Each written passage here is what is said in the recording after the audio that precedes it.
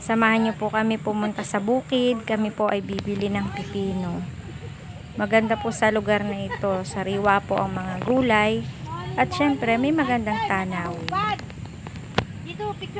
Ayan po yung aking mga kasama. Sila po yung aking mga nanay dito. Ganyan. Oh, ganyan. Oh. Huwag ka naman tumalikod. Galing ka sa akin. Talikod ka eh. Pupunta tayo doon. Nakuha ba yung gulay ko? Video yan ha. Video pala. O, ito na yung mga kagulayan na hindi amin. Ito na po yung farm na hindi amin. Video yan ha. Lahat na makikita mo ang gulayan, hindi amin yan. Nakikita ko lang siya. Dahil nakikita lang din namin. Salita ka naman dyan para ka naman kiki na ewan. Hello Philippines. So, ganun lang yun. Naman to. Para nakita dun sa ano mo. Manliligaw.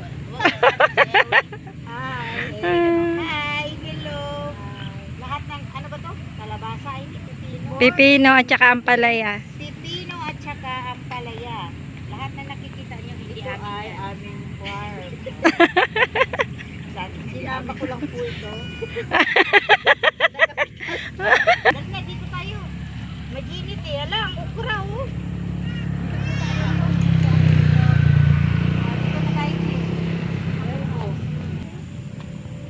Hindi, alam mo naman yung sila. Lalo na pagdating sa akin, kita naman. Hello, good morning. Sarap ng... May mga bunga na ang palay. Pati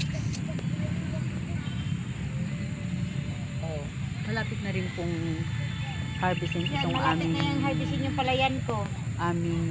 kamuting kahoy. Pwede ako, maliit pa lang to. Pwede rin pong kainin ng ano nito, ang Yung mga talbos. Ay, oo, masarap yung ginataan. Oo,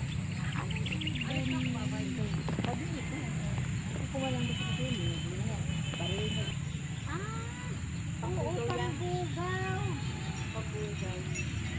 Ayun na nga. Ayun na. Pakiramira talaga ako, no? Ayun na, nagriparan na sila. Ayun, ang dami. Tabi po. Ayan. Hindi ka kaya nang iba, tuk. Oo. Gumaganon. Ay, hindi tayo makalabas ito ng buhay. Ayun pa, meron sila. Ganun. Tapos sabay na patit pa si Alamira kang matanda ka. Ganun. Tayo rito.